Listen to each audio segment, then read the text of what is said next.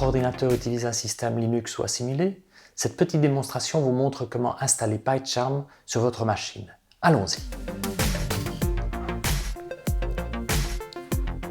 J'utilise la distribution Ubuntu 16.04. Alors la première bonne nouvelle, c'est que Python 3 est déjà installé sur cette distribution. Et donc si j'ouvre un terminal, je tape Python 3 et une console interactive s'ouvre. Je peux donc par exemple faire 2 plus 2, il me répond 4.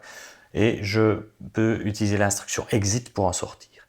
Alors la première chose que je vais donc faire réellement, c'est d'abord vérifier que l'installateur Snap est installé sur Ubuntu. Donc pour ça, je fais l'instruction sudo apt install snapd. Alors après m'avoir demandé mon password, il me dit ok, tout va bien, c'est installé. Donc je peux réaliser l'installation elle-même avec l'instruction sudo snap install pycharm-community-classique. Et donc voilà, l'installation est très rapide. Et une fois que c'est installé, je peux fermer le terminal et je vais regarder dans la centrale d'application et la centrale qui me permet de retrouver l'icône de PyCharm et je la mets sur la barre latérale. Je clique pour ouvrir PyCharm. Et donc lors de la première ouverture, ça prend un certain temps. Il installe différentes choses. Et donc, bon, on est un petit peu patient. Et donc, après avoir installé différentes choses, il va en fait me proposer d'ouvrir un nouveau projet. Alors un projet, c'est quoi? Un projet, ça va être un regroupement de code en fait qu'on appelle script Python.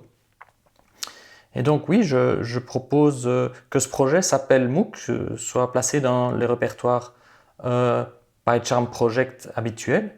Et je définis également l'interpréteur Python 3 qui va être associé au projet. Donc je crée le projet. De nouveau, il réalise un certain nombre de choses. Il crée différentes choses ici, Creating Virtual Environment par exemple. Ça prend du temps, il faut être patient. Et donc quand il a terminé ici, bon, en général il donne un conseil, je ferme. J'ai donc le répertoire MOOC qui existe. Et si je regarde dans le menu File, je peux ici créer d'abord un fichier Scratch de type Python. Alors un fichier Scratch, c'est un fichier de travail. Donc ça sera un petit script qui me permet d'écrire du code. J'édite du code, donc ici print bonjour, c'est une instruction Python, on verra ce que ça veut dire. Et puis quand mon code, bon ici très simple, est terminé, eh bien je peux essayer de ce qu'on appelle l'exécuter, c'est-à-dire demander à l'interpréteur de lire ce code, qui est un fichier texte en fait, et de l'exécuter. Alors pour cela, je clique sur le menu Run, mais il me dit d'abord, vous devez éditer la configuration. De nouveau, donc ce que je dois faire, c'est associer un interpréteur Python 3 au code. Donc ici, voilà, je dis, voilà, je veux un interpréteur Python 3.5, associé à MOOC. Ok, je clique sur Run. Et donc ici, en fait, il a exécuté un fichier qui s'appelle unnamed. Donc c'est pas le bon. Donc je retourne dans le menu Run. Ici, il ne me propose pas d'exécuter Scratch. Donc je retourne dans le menu Run. Et ici, je peux cliquer sur l'entrée Scratch pour exécuter le programme.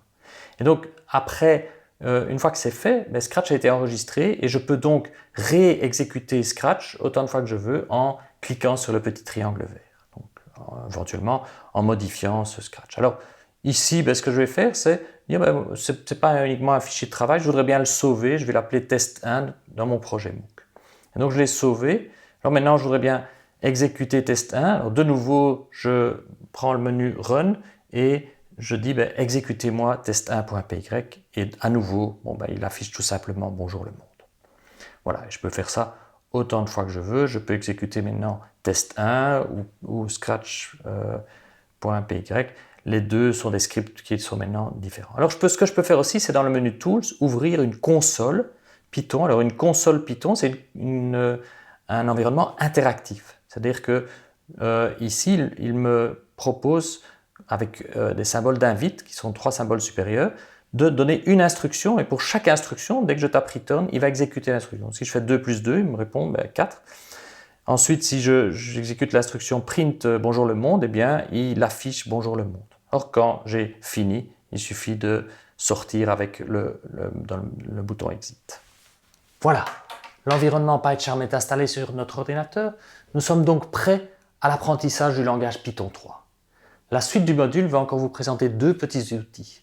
D'une part, notre outil Upilab qui va permettre de tester nos codes et d'autre part, l'outil Python Tutor qui va permettre de visualiser comment ça se passe de façon détaillée.